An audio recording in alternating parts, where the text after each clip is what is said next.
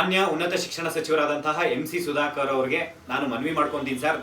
ಈ ಒಂದು ಮನವಿನ ನೀವು ಸ್ಪಂದಿಸಿಲ್ಲ ಅಂತಂದ್ರೆ ನಿಮ್ಮ ರಾಜೀನಾಮೆಗೆ ಒತ್ತಾಯ ಮಾಡಿ 40,000 ಜನ ಏನು ಅಪ್ಲಿಕೇಶನ್ ಹಾಕಿದ್ದಾರೆ UGC ಅಂದ್ರೆ ಕೌನ್ಸಿಲಿಂಗ್ ಮಾಡಿ ಅಂತ ಹೇಳಿ UGC ಕ್ವಾಲಿಫೈಡ್ ಆಗಿರೋರು 20,000 ಜನ ಇದ್ದಾರೆ.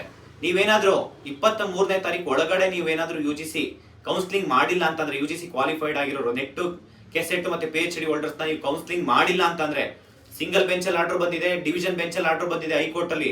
ಮತ್ತೆ ಇನ್ನೇನ್ ಬೇಕು ಹೇಳಿ ನಿಮ್ಗೆ? ನೀವು ಇಷ್ಟೇನಾದ್ರೂ ನಾನು ಹೇಳ್ತಾ ಇದೀನಿ 23ನೇ ತಾರೀಕು ಒಳಗಡೆ ಏನಾದ್ರೂ ನೀವು 22 ಆಕ್ಚುಲಿ 23 ಅಲ್ಲ 23ನೇ ತಾರೀಕು ನಾವು ಫ್ರೀಡಂ ಪಾರ್ಕ್ ಅಲ್ಲಿ ಹೋರಾಟಕ್ಕೆ ಪರ್ಮಿಷನ್ ತಗೊಂಡಿದೀವಿ.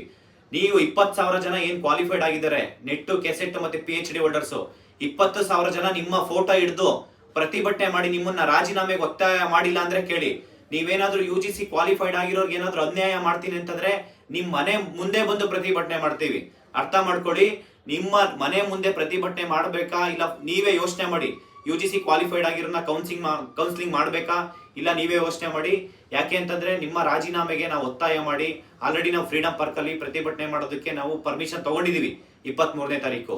ನೀವು ಅದ್ರೊಳಗಡೆ ಏನಾದ್ರೂ ನೀವು ಆಕ್ಷನ್ ತಗೊಂಡಿಲ್ಲ ಅಂತಂದ್ರೆ, ಕೌನ್ಸಿಲಿಂಗ್ ಸ್ಟಾರ್ಟ್ ಮಾಡಿಲ್ಲ ಅಂತಂದ್ರೆ ನಿಮ್ಮ ರಾಜೀನಾಮೆ ಅಂತೂ ಕಟ್ಟಿಟ್ಟ ಬುತ್ತಿ. ಅರ್ಥ ಮಾಡ್ಕೊಂಡು ಎಲ್ಲಾ UGC ಕ್ವಾಲಿಫೈಡ್ ಪರವಾಗಿ ನಾನು ಕೇಳ್ಕೊಂತೀನಿ. ಮತ್ತೆ ಎಲ್ಲಾ UGC ಕ್ವಾಲಿಫೈಡ್ ಆಸ್ಪಿರೆಂಟ್ಸ್ UGC ಅಂದ್ರೆ UGC ಕ್ವಾಲಿಫೈಡ್ ನಾನು ಡಿಸ್ಕ್ರಿಪ್ಷನ್ ಅಲ್ಲಿ ಟೆಲಿಗ್ರಾಮ್ ಲಿಂಕ್ ಹಾಕಿರ್ತೀನಿ. ಅದ್ರಲ್ಲಿ ಎಲ್ಲರೂ ಜಾಯ್ನ್ ಆಗಿ ಎಲ್ಲರೂ ಒಟ್ಟಾಗಿ ಹೋರಾಟ ಮಾಡೋಣ. Thank you. ನಮಸ್ಕಾರ.